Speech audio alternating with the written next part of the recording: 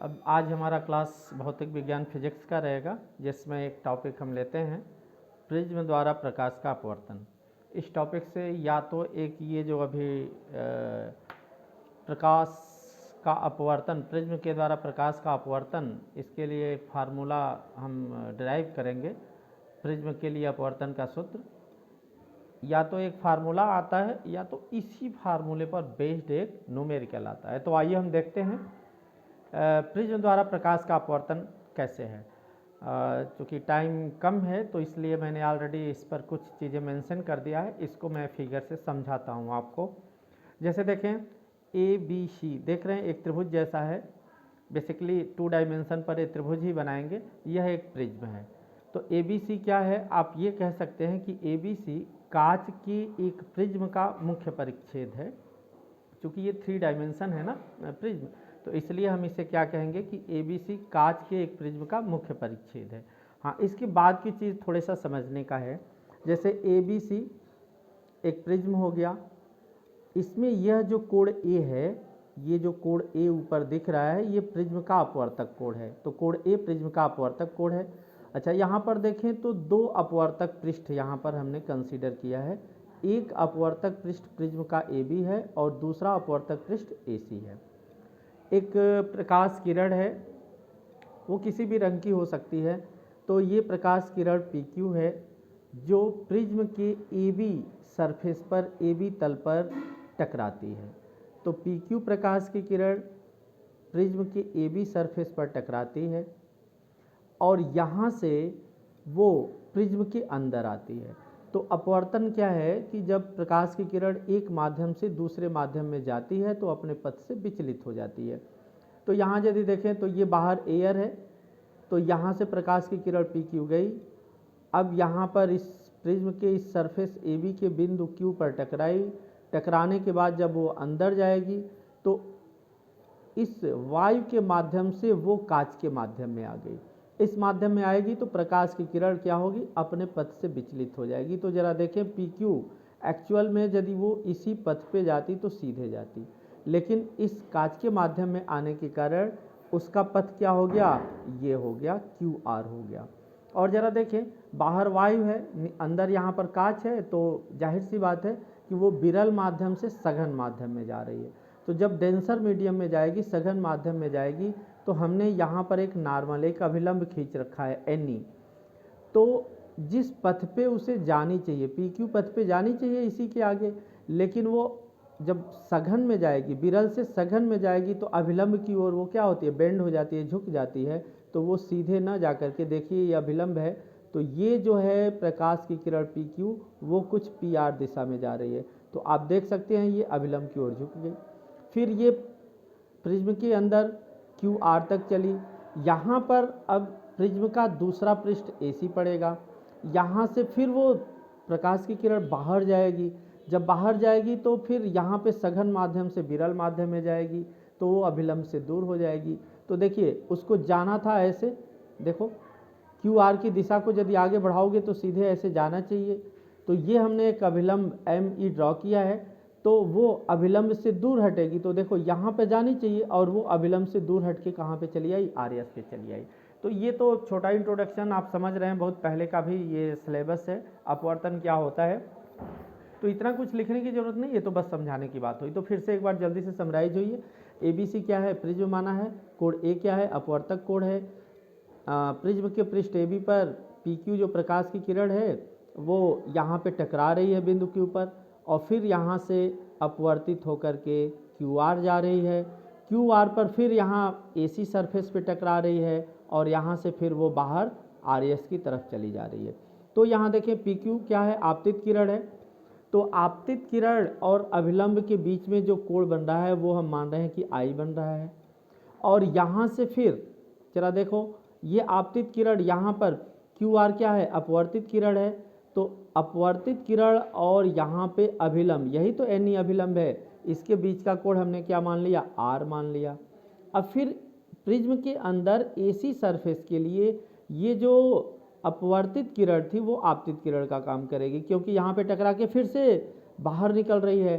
तो यहाँ पर फिर से मैं क्या करूँ, इस कोण को मैं फिर से क्या मान ले रहा हूँ, आर डैश मान ले रहा हूँ, ये जो कोण है यहाँ पे आर डैश हो गया। ओके, तो आर डैश, और यहाँ पे फिर से यदि आप देखें तो ये एक दूसरा अभिलंब है और इस किरण को हम क्या कहते हैं, निर्गमन किरण। तो ये कोण अब हम क्या मान ले रहे हैं, आई डैश मान ले रहे हैं। तो ये आपकी जो है ये किरण पी क्यू आपतित किरण हो गई, आपतित किरण हो गई, और ये जो बाहर निकली है इसको हम क्या कह देंगे, निर्गमन। ध्यान दें, निर्गमन किरण कह देंगे। ठीक है, ओके। तो ये तो यहाँ पर हो गया। अब यहाँ पर एक जो इम्पॉर्टेंट बात आती है वो विचलन कोण क्या होता है, विचलन कोण हम किसे कहते हैं। तो विचलन कोण में समझिए, एक तो आपतित किरण कौन सी है, पी क्यू, और निर्गमन किरण कौन है, आर एस। तो आपतित किरण को आगे की ओर बढ़ाओ, देखो पी क्यू को आगे की ओर बढ़ाया गया है। तो आपतित किरण को आगे की ओर बढ़ाने और आर एस जो निर्गमन कोण है उसको पीछे की ओर बढ़ाने पर जिस बिंदु पर वो मिलती हैं वहीं पर क्या बनता है, ये विचलन कोण बनता है, जिसको डेल्टा से निरूपित करते हैं। तो यहाँ पर देखो लिखा भी गया है, आपतित किरण पी क्यू को आगे बढ़ाने पर, पी क्यू को आगे बढ़ाने पर, और निर्गमन किरण आर एस को पीछे बढ़ाने पर वे बिंदु डी पर मिलती हैं। और इन दोनों किरणों के बीच में, यानी इसको जो आगे बढ़ाया और निर्गमन को जो पीछे बढ़ाया, इन दोनों किरणों के बीच में जो बना कोण है वही क्या कहलाता है, विचलन कोण कहलाता है, और इसे हम डेल्टा से निरूपित करते हैं। राइट, अब जरा देखें, अब इसी में जो अभी आपने पढ़ा विचलन कोण क्या होता है, इसी में अब हम ये देखें कि ये विचलन कोण, किसी भी प्रिज्म का जो विचलन कोण होता है और जो आपतन कोण होता है उनके बीच में निर्भरता कैसे होती है। आपतन कोण और विचलन कोण में यदि हम ग्राफ बनाएं तो हमें समझ में आएगा कि उसमें निर्भरता कैसे होती है। ठीक है, तो हम देखें यहाँ पे सबसे पहले एक ग्राफ मैंने पहले से ही बनाया है। यहाँ पर ज़रा देखो, ये एक्स एक्सिस है और ये वाई एक्सिस है। एक्स एक्सिस पे हमने आपतन कोण लिया है और वाई एक्सिस पे विचलन कोण लिया है। अब क्या है कि जैसे जैसे आपतन कोण को बढ़ाएं हम, जैसे यहाँ पर देखना, जैसे जैसे आपतन कोण को बढ़ाएं यहाँ पे, जैसे कि आई का मान बढ़ा रहे हैं, देख रहे हो ना इस फिगर में, आपतन कोण आई का मान बढ़ाएं तो डेल्टा के ऊपर यानी विचलन कोण के ऊपर क्या प्रभाव पड़ेगा, ये हम डिस्कस यहाँ पे कर रहे हैं। इसके लिए हमने आई डेल्टा यानी कि आपतन कोण और विचलन कोण में हमने एक कर्व खींचा है, ग्राफ भी खींचा है। वो जरा देखो कैसे हम इसे समझते हैं। यदि हम आपतन कोण का मान बढ़ाएं, और ध्यान रखें वो मान हम किससे ज़्यादा बढ़ा रहे हैं, 30 डिग्री से ज़्यादा बढ़ा रहे हैं, 30 डिग्री से कम की बात नहीं हो रही है, 30 डिग्री से ज़्यादा बढ़ा रहे हैं। तो यदि आपतन कोण का मान हम 30 डिग्री से आगे बढ़ाएं तो जरा देखो 30 डिग्री से आगे, यहाँ पर यदि इस ग्राफ को देखो तो यहाँ से यदि एक लाइन हम इस एक्स एक्सिस पे ड्रा करें तो देखो 30 से थोड़े सा आगे आएगा। तो हम जब आपतन कोण का मान 30 डिग्री से ज़्यादा बढ़ाते हैं तो उस समय विचलन कोण का मान क्या होता है, घटता जाता है। जरा देखो, अभी जैसे मान लो हम यहाँ पर हैं तो यहाँ पर आपतन कोण 30 के आसपास आ रहा है, कैसे पता करेंगे, यहाँ से एक्स एक्सिस पे लंब डालेंगे तो देखो 30 के आसपास आ रहा है, 30 से थोड़े प्लस आ रहा है। अब क्या है, जैसे जैसे हम इधर जा रहे हैं, अभी जैसे हमने यहाँ पर परपेंडिकुलर ड्रॉ किया तो देखिए 40 के करीब वो पहुँच रहा है, और यहाँ पे विचलन कोण देखिए कम होता जा रहा है। तो जैसे जैसे, फिर से समझें, जब हम आपतन कोण का मान 30 डिग्री से ज़्यादा बढ़ाते हैं तो विचलन कोण डेल्टा का मान क्या होता है, कम होता जाता है। देखिए यहाँ पे ग्राफ क्या होता जा रहा है, नीचे की तरफ आता जा रहा है, और नीचे की तरफ आएगा तो इसके करस्पॉन्डिंग जो डेविएशन एंगल है, एंगल ऑफ डेविएशन है, जो विचलन कोण है वो कम होता जाएगा। और एक स्थिति ऐसी आएगी, आपतन कोण के एक निश्चित मान के लिए ये विचलन कोण सबसे न्यूनतम होगा। जरा देखिए यहाँ पे, यह एक पॉइंट ऐसा है जहाँ पे विचलन कोण का मान सबसे कम है। तो आपतन कोण के निश्चित मान के लिए विचलन कोण का मान क्या हो जाता है, न्यूनतम हो जाता है, और इससे अधिक जब आप आपतन कोण बढ़ाएंगे तो विचलन कोण भी बढ़ने लगेगा। तो एक बार फिर से समझिए मैंने क्या कहा, आपतन कोण का मान 30 डिग्री से ज़्यादा बढ़ाने पर विचलन कोण का मान कम होता जाता है।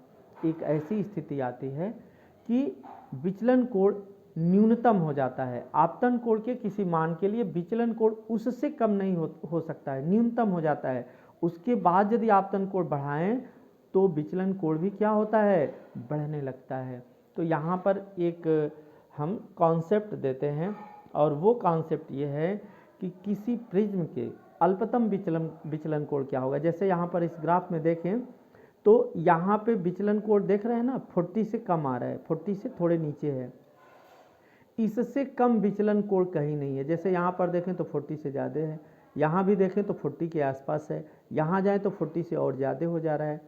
तो यहाँ पर एक डेफिनेशन निकल के आती है कि अल्पतम विचलन कोण क्या होता है। तो किसी प्रिज्म के एक निश्चित आपतन कोण पर, किसी प्रिज्म के एक निश्चित आपतन कोण पर विचलन कोण का मान न्यूनतम होता है। इस न्यूनतम विचलन कोण को ही क्या कहते हैं, अल्पतम विचलन कोण कहते हैं, और इसे हम डेल्टा एम से निरूपित करते हैं। राइट। अब हम अगला इंट्रोडक्शन देंगे जिसमें हम ये देखेंगे कि किसी प्रिज्म के लिए अपवर्तनांक का फार्मूला कैसे हम निकालते हैं। ओके, तो अब देखें प्रिज्म के अपवर्तनांक का सूत्र कैसे निकालेंगे। तो ये डेरिवेशन चांसेज है, वो डेरिवेशन आ सकता है, या तो इस डेरिवेशन पर एक न्यूमेरिकल आएगा। तो इस डेरिवेशन को समझ लीजिए, डेरिवेशन आया तो भी आप कर देंगे, न्यूमेरिकल यदि आएगा तो उसको भी आप सॉल्व कर देंगे। ओके, तो क्या है जरा देखो डेरिवेशन कैसे हम करते हैं। इसी फिगर से ही हम सॉल्व करते हैं, इसी फिगर से ही डेरिवेशन निकालते हैं। तो थोड़े सा ध्यान से देखिएगा, एक त्रिभुज दिख रहा है QDR, दिख रहा है QDR। इसमें यदि देखें तो QDR जो आप कह रहे हैं, ये जो डेल्टा बन रहा है जिसको आप विचलन कोण कह रहे हैं, वो बाह्य कोण है। जो डेल्टा है, ये जो विचलन कोण डेल्टा है, वो कैसा कोण है, बाह्य कोण है। और किसी भी त्रिभुज में जो बाह्य कोण होता है वो अपने से दूर स्थित दो कोणों के योग के बराबर होता है। जरा समझिए, ये डेल्टा है, ये बाह्य कोण है, तो ये इसके पास जो है आंतरिक जो अंतः कोण है वो पास में है, नज़दीक में है। तो ये डेल्टा किसके बराबर होगा, अपने से दूर स्थित, देखो ये वाला कोण, मतलब तुम कह सकते हो कि DQR ये कोण और QRD ये कोण, ये दोनों कोण इस डेल्टा से दूर हैं। तो ये नियम आपने पढ़ रखा होगा पहले कि ये जो डेल्टा होता है, जो बाह्य कोण होता है डेल्टा, वो अपने से दूर स्थित दो कोणों के योग के बराबर होगा। तो अपने से दूर स्थित कौन सा कोण है, एक तो ये वाला कोण है, इस कोण को कैसे मेंटेन कर लें, DQR। तो हमने यहाँ लिख दिया DQR प्लस दूसरा कौन सा कोण है जो इससे दूर है, वो ये वाला है, ये वाला देखो, इसको हम कैसे मेंटेन कर दें, DRQ। Right, DRQ। अब जरा देखो भाई, डेल्टा इक्वल टू क्या हो जाएगा, ये कोण कितना होगा, जरा देखना। यहाँ पर एक तो लाइन हमें NE दिख रही है नॉर्मल वाली, एक तो लाइन हमें PQ है जो आगे की तरफ PD की तरफ जा रही है। तो ये दोनों जो है एक दूसरे को तिर्यक रेखाओं के रूप में काट रही हैं। तो ये आप पहले पढ़े होंगे कि ये I के बिल्कुल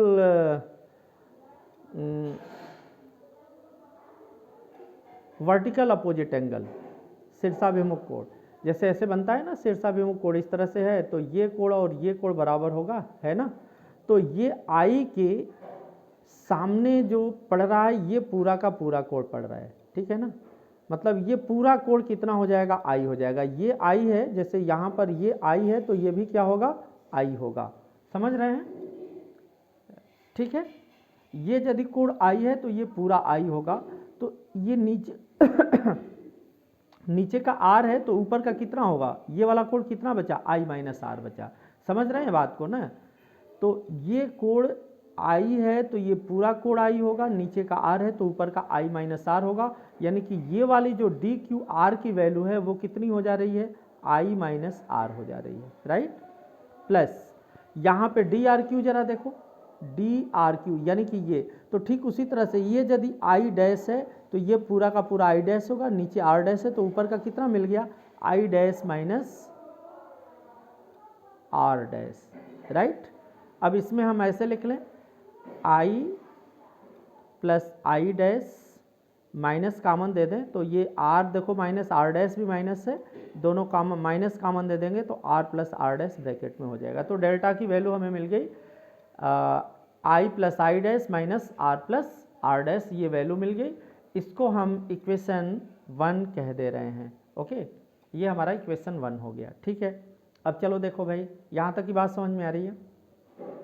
अब जरा देखना, ये जो एनी है वो नॉर्मल है, लंब है। ओके, तो नॉर्मल है, तो नॉर्मल का मतलब क्या हुआ कि ये जो लाइन है और ये जो ए बी सरफेस है, ये पूरी लाइन हर जगह पे 90 बनी है, मतलब ए क्यू ई 90 डिग्री होगा, ए क्यू ई ये पूरा 90 डिग्री होगा। ये यदि नॉर्मल है, अभिलंब है, तो ए आर ई क्या होगा, 90 डिग्री होगा। तो जरा देखना, एक चतुर्भुज जैसा शेप बन रहा है ए क्यू ई आर, तो हम लिखते हैं चतुर्भुज ए क्यू ई आर में। चतुर्भुज जैसे त्रिभुज के तीनों कोणों का योग 180 होता है 180, वैसे ही चतुर्भुज के चारों कोणों का योग 360 होगा। तो इस 360 में 360 में यदि आप देखें तो ए क्यू ई ये तो पूरा 90 हो गया और ए आर ई ये भी पूरा 90 हो गया। तो ये 90 और 90 मतलब 180, तो ये क्लियर हो गया यहाँ पे। तो 360 में 180 तो ये दोनों मिलकर हो गए। तो ए और ई के लिए कितना बचा, ए प्लस ई का भी एंगल, मतलब angle A plus angle E, यह कितना हुआ, ये 90 और ये 90, तो 180 तो निकल गया। और चतुर्भुज के चारों कोणों का योग 360 है, तो 180 निकल गया, तो 180 ही बचा। तो एंगल ए और एंगल ई मिलके कितने हो जाएंगे, 180 डिग्री हो जाएंगे। ये लाइन भी आपको समझ में आ रही होगी। ठीक है, अच्छा अब जरा देखो, एक त्रिभुज हमने ले लिया, जरा ध्यान से देखना, क्यू ई आर। देखिए क्यू ई आर में, त्रिभुज क्यू ई आर में, तो त्रिभुज के तीनों कोणों का योग, अंतःकोणों का योग 180 होता है। तो यहाँ पर एक अंतःकोण तो आर है, दूसरा इंटरनल एंगल आर डैश है, और तीसरा एंगल क्या है, तीसरा एंगल तो ये खुद ई ही है। ये तीनों कोणों का योग कितना होगा, 180 डिग्री होगा। राइट, अब चलो देखो, यदि हम यहाँ से देखें तो आप ऐसे कर लें कि देखो r plus R dash plus E equal to 180 है, और 180 की दूसरी वैल्यू क्या है, a प्लस ई है। तो यहाँ पर हमने क्या लिख दिया, a प्लस ई लिख दिया। देखो ई से ई कट गया, तो हमें क्या मिल गया, r plus R dash equal to R plus R dash equal to क्या मिल गया, a मिल गया। ये लाइन समझ में आ गई, r plus R dash equal to a, इसको हमने इक्वेशन नंबर 2 कर दिया। समझ में आ रहा है पूरा। अब चलो देखो भाई, इक्वेशन 1 में यदि हम देखें, समीकरण 1 में तो r प्लस आर डैश आया हुआ है। तो चलिए यहाँ पर हमने एक काम कर लिया, समीकरण 1 से जो डेल्टा की वैल्यू आ जाएगी, डेल्टा की value i plus I dash, okay, और r प्लस आर डैश के माइनस है, minus r plus R dash के जगह पर हमने क्या लिख दिया, a लिख दिया। क्लियर, इसको हमने इक्वेशन क्या कर लिया, 3 कर लिया। अब चलो भाई, यदि अल्पतम विचलन की स्थिति कब होती है, जैसे हमने आपको यहाँ पर अल्पतम विचलन बताया था, इसमें कुछ कंडीशन भी होती है। जैसे कंडीशन का जिक्र तो यहाँ पर नहीं किया था, इसमें कुछ कंडीशन होती है। वो कंडीशन क्या होती है, अल्पतम विचलन कोण कब बनता है, कब होता है, इसको थोड़े सा आप देख लें। अल्पतम विचलन कोण कब बनता है वो थोड़े सा हमें यहाँ मेंशन करना था। फिलहाल ये यहाँ देख लीजिए, अल्पतम विचलन कोण क्या कब बनता है। आप चाहें तो ये जो ग्राफ बनाया गया है, ये टॉपिक जो हम यहाँ पर एक हल्का सा मेंशन कर रहे हैं, उसको आप नोट भी कर सकते हैं। इसके लिए पहला, अल्पतम विचलन कोण तब बनता है, अल्पतम विचलन कोण, अल्पतम विचलन कोण तब बनता है जब i और i डैश क्या होते हैं, बराबर होते हैं। अल्पतम विचलन कोण की स्थिति में क्या होता है, ये यहाँ पर भी मेंशन कर सकते हैं इस वाले टॉपिक में, क्या आई और आई डैश, आई क्या है आपतन कोण है और आई डैश क्या है निर्गमन कोण है, ठीक है। तो अल्पतम विचलन कोण के लिए आई और आई डैश बराबर होता है, दूसरा क्या है आर और आर डैश बराबर होते हैं, ठीक है। दूसरा क्या है आर और आर डैश बराबर होते हैं। वैसे तो अल्पतम विचलन कोण की स्थिति में ये बताया जाता है कि आई और आई डैश बराबर होते हैं। अगला ये बताया जाता है कि प्रिज्म के अंदर जो आपतित किरण क्यू आर है और ये जो प्रिज्म का आधार बी सी है ये समांतर होते हैं। तीसरा ये बताया जाता है कि दोनों अपवर्तक पृष्ठ, जैसे ए बी एक अपवर्तक पृष्ठ है दूसरा ए सी है, तो दोनों अपवर्तक पृष्ठों पे जो विचलन कोण है आई माइनस आर और I dash minus R dash क्या होते हैं बराबर होते हैं। तीन कंडीशन होती है क्या अल्पतम विचलन के लिए। फिलहाल हमें यहाँ जो ज़रूरत है वो इन चीज़ों की है कि I equal to I dash, R equal to R dash. तो डेल्टा अल्पतम विचलन की स्थिति में डेल्टा के जगह पे हम क्या यूज करते हैं डेल्टा एम यूज करते हैं, राइट। अल्पतम विचलन की स्थिति में अल्पतम विचलन कोण में हम डेल्टा के जहाँ पर क्या यूज करते हैं डेल्टा एम यूज करते हैं। तो अब यहाँ जरा देख लो भाई, समीकरण 3 से हम चाहें तो ऐसे लिख सकते हैं, समीकरण 3 से डेल्टा के जगह पे डेल्टा एम हो गया, आई प्लस आई डैश। अब आई डैश की जगह पे आई लिख सकते हो तो आई प्लस आई और क्या माइनस ए, तो ये हो जाएगा 2i माइनस ए हो जाएगा। ओके, अब जरा देखें हम इसके अलावा क्या हो जाएगा, ये समीकरण 2 से भी हो जाएगा। समीकरण 2 से R plus R dash equal to क्या लिखा हुआ है ए, तो आर डैश की जगह पे आर लिख दो, तो R plus R equal to A, यानी कि 2r इक्वल टू क्या मिला ए, तो r इक्वल टू हम क्या लिख सकते हैं r equal to A by 2 लिख सकते हैं, ठीक है। कोई डाउट। यहाँ जो समीकरण 3 से मिला हुआ है यहाँ पर हम कुछ और लिखते हैं, समीकरण 3 वाले को कुछ और आगे भी बढ़ा लेते हैं। समीकरण 3 से जो हमें रिलेशन मिला है क्या मिला है delta m equal to 2i minus A मिला हुआ है। यहाँ से हम क्या करें कि i की वैल्यू निकाल लें। i की वैल्यू कैसे निकलेगी, i की वैल्यू के लिए a को इधर भेजोगे तो 2i इक्वल टू क्या मिल जाएगा डेल्टा m प्लस ए, यानी कि i की वैल्यू क्या मिल जाएगी delta m plus A by 2। Clear. फिर से ज़रा देख लें क्या मैंने बोला, डेल्टा एम इक्वल टू यहाँ पर I plus I minus R plus R dash है, ठीक है। आर प्लस आर डैश की जगह पर हमने ए रख लिया है तो आई plus I dash minus A हो गया। अब आई और आई डैश बराबर है तो delta M equal to I plus I minus A, delta M equal to I plus I minus A, 2i minus A हो गया। यहाँ से हमने आई की वैल्यू निकाल लिया, आई की वैल्यू निकालोगे तो ए इधर जाएगा प्लस हो जाएगा, 2 से डिवाइड हो जाएगा और यहाँ r plus R dash equal to A से r डैश की जगह ए रख के हमने ये वैल्यू निकाल दिया, ठीक है। अब स्नेल के नियम से ज़रा देखना, स्नेल के नियम से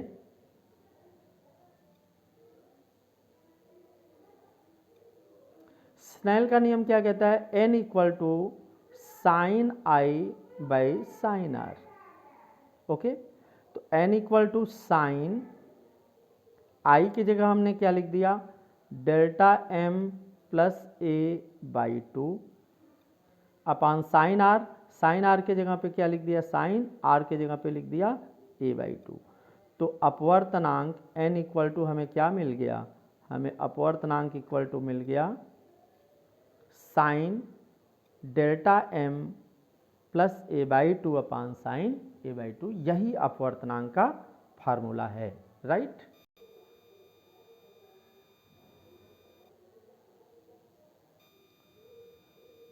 अब जरा देखें पतले प्रिज्म के लिए विचलन क्या होगा। जो हमने पतले प्रिज्म के द्वारा जो विचलन होगा वो क्या होगा, उस समय अपवर्तनांक पे क्या प्रभाव पड़ेगा वो जरा देखते हैं। पतले प्रिज्म के द्वारा जो विचलन है उसमें अपवर्तनांक क्या होगा ये है जरा हम देख लें। जैसे पिछले अभी जस्ट जो हमने पढ़ा है उस इंट्रोडक्शन में क्या पढ़ा, अपवर्तनांक किसके इक्वल टू था, साइन आई अपन साइन आर के। तो आई की जगह A plus delta M by two और आर की जगह पे ए बाई टू। अच्छा आई क्या था, आपतन कोण था। कोई पूछे जैसे मतलब यहाँ पे इसकी ज़रूरत तो नहीं है, बस याद करने के लिए समझ लेना कि जो स्नेल रूल में n equal to sine I upon sine R आया था, तो उसमें आर क्या था, आई क्या था, आपतन कोण था। तो साइन आई की जगह पर आपने क्या यूज किया, A plus delta M by two. ये ध्यान देना, ये कौन सा कोड है, कहीं क्वेश्चन में न्यूमेरिकल अभी बताएंगे तो उसमें पूछेगा आपतन कोड, तो याद रखना आपतन कोड I equal to A plus delta M by two था, ठीक है। और अपवर्तन कोड आर क्या था, आर के जगह पर क्या मिला हुआ है, ए बाई टू। तो ये इसका यूज़ तो यहाँ नहीं है, लेकिन इसको याद रखना, ये न्यूमेरिकल में आपतन कोड के लिए आएगा। हाँ, तो पतले प्रिज्म के द्वारा विचलन है तो उस समय अपवर्तनांक क्या होगा, तो जो हमने ड्राइव किया n equal to sine A plus delta M by two upon sine A by two, तो पतले प्रिज्म के लिए क्या होगा, पतले प्रिज्म के लिए, अच्छा हम पतला प्रिज्म किसको कहेंगे, किसको मानेंगे, पतले प्रिज्म हम किसको मानेंगे, तो ये समझ लीजिए कि जो कोण ए है, ओके, जो ऊपर प्रिज्म का यहाँ पर कोण ए बना था, उसमें कोण ए जो है जिसको कि आप याद करिए अपवर्तक कोण कहा गया था पिछले फिगर में, वो पिछले फिगर में जो प्रिज्म बना करके शीर्ष पे कोण ए कहा गया था अपवर्तक कोण, उसका मान यदि 5 डिग्री से कम होगा तब हम कहेंगे कि वो प्रिज्म क्या है, पतला प्रिज्म है। तो पतले प्रिज्म के लिए हम ये ध्यान दें कि sine A plus delta M by two, मतलब ये इतना छोटा है, A plus delta M by two इतना छोटा है। अब जरा देखिए, ये तो वैसे ही 5 डिग्री से कम हो गया, पतले प्रिज्म बताया ए का मान 5 डिग्री से कम होगा। डेल्टा एम खुद भी बहुत अल्पतम सूक्ष्मतम विचलन कोण है, और इन दोनों को प्लस करके 2 से डिवाइड करोगे तो 5 से भी कम हो जाएगा, और उस केस में साइन की वैल्यू इतनी कम हो जाएगी कि हम साइन को निगलेक्ट कर सकते हैं और A plus delta M by two लिख सकते हैं। और दूसरा उसी तरह से साइन ए बाई टू के जगह पे हम क्या लिख सकते हैं, ए बाई टू लिख सकते हैं। लेकिन ये केवल एक ही केस में, जब हमारा प्रिज्म कैसा हो, बिल्कुल ही पतला हो। तो इसलिए अब अपवर्तनांक देखें जरा, अपवर्तनांक n इक्वल टू साइन तो हट गया तो क्या मिल गया, A plus delta M by two, अपान में क्या मिल गया, साइन हट गया ए बाई टू, 2 से 2 कट गया तो क्या मिल गया, A plus delta M by ए। अब देखो ए का मल्टीप्लाई क्रॉस मल्टीप्लिकेशन एन में होगा, तो N A equal to A plus delta M. अब ए को एक पास कर लो, इधर कर लो, तो जब इधर कर लेंगे तो हमें मिल जाएगा N A minus A equal to delta M.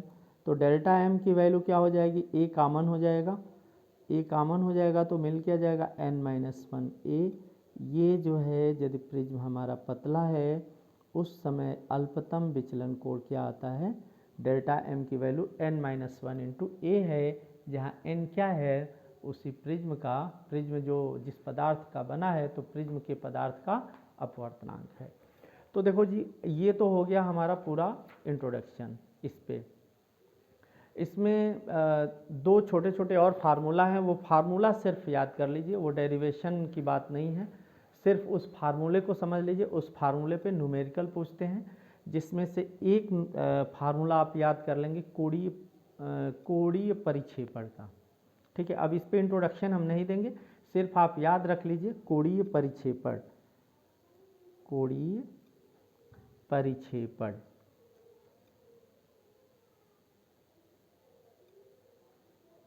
कोणीय परिक्षेपण को हम थीटा से निरूपित करते हैं, और ये थीटा की जो वैल्यू होती है, थीटा इक्वल टू क्या होता है, ये होता है delta we minus delta R, right. Basically ये जैसे सूर्य का जो श्वेत प्रकाश प्रिज्म पर डाला जाता है तो उस समय जो विचलन होता है और जो परिक्षेपण होता है उस इंट्रोडक्शन के थ्रू इसको, जैसे V से क्या वायलेट है ना, और R से रेड है, ये दो रंग के प्रकाश की किरण है, इसके थ्रू जो है हो रहा है। जैसे V वायलेट बैगनी के लिए है, तो डेल्टा V क्या है, बैगनी रंग के प्रकाश किरण के लिए अल्पतम विचलन कोण है। डेल्टा R क्या है, रेड यानी लाल रंग के प्रकाश किरण के लिए अल्पतम विचलन कोण है। ठीक है, तो एक तो आप याद रखेंगे theta equal to delta V minus delta R, और डेल्टा V इक्वल टू क्या होता है, डेल्टा V इक्वल टू आप कह, जैसे डेल्टा V क्या है, अल्पतम विचलन कोण है ना, तो यही वाला फार्मूला हम यहाँ पर लगा रहे हैं, जरा समझें। थीटा इक्वल टू क्या लिखते हैं, डेल्टा M की जगह पर ये है, तो डेल्टा V के जगह पे हम n के जगह पे जो अपवर्तनांक है NV कर दें, यानी कि NV माइनस 1, ठीक है ना, यही फार्मूला है। NV माइनस 1 इंटू ए हो जाएगा, माइनस डेल्टा R, यही अपवर्तनांक रेड के लिए हमने अपवर्तनांक क्या ले लिया, NR ले लिया, NR माइनस 1 इंटू ए। अब यहाँ से थीटा की वैल्यू क्या हो जाएगी, चाहो तो ए कॉमन दे दें, कॉमन देंगे तो यहाँ से मिल जाएगा, ये तो कॉमन हो गया, तो यहाँ से मिल गया NV माइनस 1, ये तो हट गया, माइनस का अंदर मल्टीप्लाई कर दो, तो NR और माइनस यहाँ पर जाएगा तो प्लस 1, ये 1 तो कट जाएगा, तो थीटा की वैल्यू क्या मिल जाएगी, NV माइनस NR, और इन ब्रैकेट करके बाहर क्या कर लोगे, ये कर लोगे। तो कोणीय परिक्षेपण के लिए इस फार्मूले का यूज करोगे। कोणीय परिक्षेपण में यदि क्वेश्चन में बैगनी और रेड कलर के लिए विचलन कोण का मान, अल्पतम विचलन कोण का मान दे देगा, तो ऐसे निकाल लेंगे सीधे सीधे delta V minus delta R से करके, ठीक है।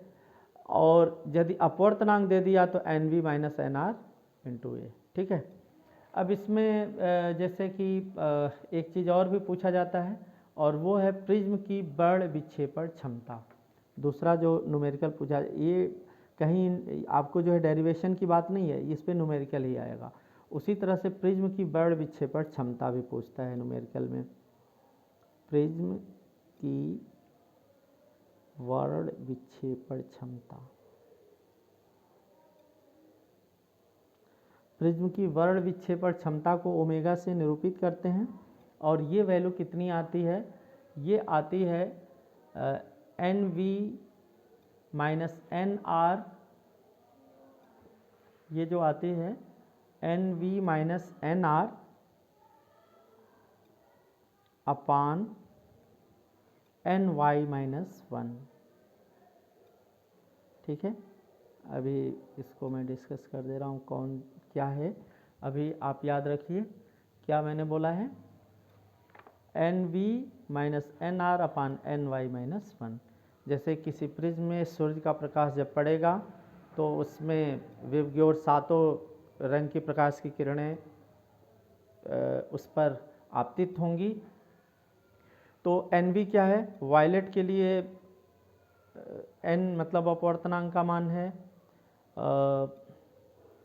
फिर NR क्या है, रेड कलर के लिए जो है प्रिज्म के पदार्थ का अपवर्तनांक है, Y क्या है समझ ही गए होंगे, येलो यानी कि पीले कलर के प्रकाश के लिए प्रिज्म के पदार्थ का अपवर्तनांक है, ठीक है। और ओमेगा क्या होता है, वर्ण विक्षेपण क्षमता होती है।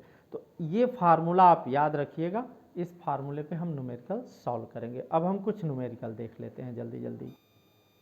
ये क्वेश्चन देखिए, 60 डिग्री वाले प्रिज्म का पीले प्रकाश के लिए न्यूनतम विचलन कोण 30 डिग्री है, तो आपतन कोण का मान।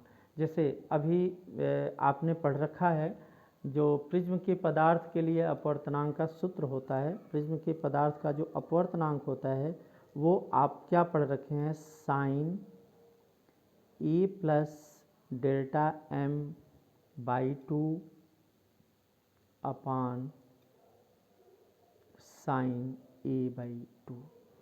यहाँ यदि आप देखें तो अभी तो यही समझाया गया था ना कि इसमें यही आपतन कोण है, साइन आई, स्नेल के नियम में sine I by sine R था, आई की जगह पर क्या था, यहाँ आपतन कोण जो पढ़ रखा था आपने, आपतन कोण I equal to A plus delta M by 2 पढ़ रखा था, क्या अभी अभी बताए हैं। तो यहाँ से यदि आपतन कोण आप निकालेंगे तो I इक्वल टू ए क्या है, यही 60 डिग्री है, प्रिज्म का कोण है 60 डिग्री है, प्लस डेल्टा एम विचलन कोण है। देखो न्यूनतम विचलन कोण को डेल्टा एम से निरूपित करते हैं, वो कितना है 30 डिग्री है बाई 2, ठीक है। अब 60 और 30 90, 90 बाई 2 कितना हो गया 45 डिग्री।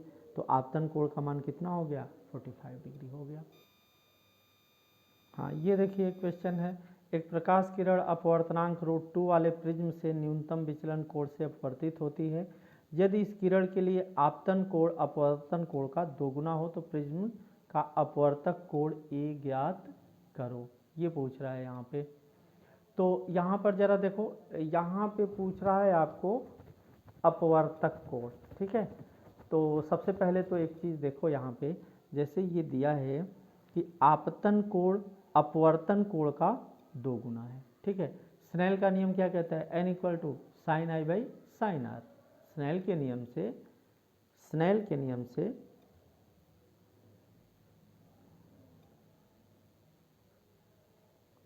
n इक्वल टू क्या है sine I by sine R. I क्या है आपतन कोण है, आर क्या है अपवर्तन कोण है ना। तो अब क्वेश्चन में क्या बोला है कि आपतन कोण अपवर्तन कोण का क्या है दोगुना है। आपतन कोण कौन है, आपतन कोण आई है, वो क्या है अपवर्तन कोण का दोगुना। अपवर्तन कोण क्या है, आई आपतन कोण है, आर अपवर्तन कोण है। तो कंडीशन क्या दिया है कि आपतन कोण अपवर्तन कोण का क्या है दोगुना है। तो आई इक्वल टू क्या है 2r है। तो यहाँ पर हम पुट यदि कर दें तो n equal to sine I की जगह पर क्या लिख दें 2r, अपान में क्या हो गया साइन r। ध्यान देना यहाँ पे n की भी वैल्यू दिया हुआ है, कितना n की भी वैल्यू कितना दिया हुआ है √2 दिया हुआ है, ओके। तो अब यहाँ यदि हम इसको ऐसे सॉल्व करें कि n की जगह पर क्या लिख दें √2 sine 2r by sine r, okay. तो साइन 2a का जो फार्मूला होता है, साइन 2a का formula 2 sine A cos A, right. तो साइन 2r का formula 2 sine R cos R, अपान में क्या हो गया साइन आर, साइन आर से साइन आर कट गया। तो 2 कॉस आर की वैल्यू कितनी हो गई √2। तो कॉस आर की वैल्यू क्या हो गई √2 बाई 2। तो कॉस आर इक्वल टू √2 से इस 2 को कटाओगे तो नीचे √2 आ जाएगा। और कॉस में कितने की वैल्यू 1/√2 होती है तो आपको पता होगा 45 की होती है। तो आर की वैल्यू हमें कितनी मिल गई, आर की वैल्यू मिल गई 45 डिग्री, ठीक है। और इसमें पूछा क्या है क्वेश्चन में, जरा देखो पूछा है प्रिज्म का अपवर्तक कोण। तो जरा ध्यान देना अपवर्तक कोण क्या है, जैसे आई जो है आपतन कोण है और आर जो है अपवर्तन कोण है, ठीक है ना। नहीं आर जो है अपवर्तन कोण है। और यहाँ पर ध्यान देना है थोड़ा सा, एक आपतन कोण है, एक अपवर्तन कोण है और एक अपवर्तक कोण है, ठीक है। आपतन कोण और किरण दूसरे माध्यम में जाने के बाद अभिलंब से जो कोण बनाएगी वो अपवर्तन कोण है। और अपवर्तक कोण क्या होता है, अपवर्तक कोण याद करिए प्रिज्म जब बनाए थे तो ऊपर जो वर्टेक्स ए दिए थे वो वाला कोण क्या था अपवर्तक कोण था। तो यहाँ पर अपवर्तन कोण और अपवर्तक कोण में एक रिलेशन है। तो ए की वैल्यू पूछा है क्वेश्चन में, अपवर्तक कोण यानी कि कोण ए की वैल्यू पूछा हुआ है, ओके, कोण ए की वैल्यू पूछा हुआ है। तो यहाँ पे जैसे यहाँ पर ये लिखा हुआ है ना, आर क्या है अपवर्तन कोण है, आई क्या है आपतन कोण है, आर अपवर्तन कोण है और ए क्या है अपवर्तक कोण है। तो इस ए की वैल्यू पूछा है। तो यहाँ पर आर इक्वल टू क्या होता है, R equal to A by 2। तो अपवर्तक कोण ए बराबर क्या हो जाएगा 2r, और आर की जगह पर 45 रख दो तो 2 इंटू 45 यानी कि 90 डिग्री। ये इस क्वेश्चन का आंसर हो जाएगा, ठीक।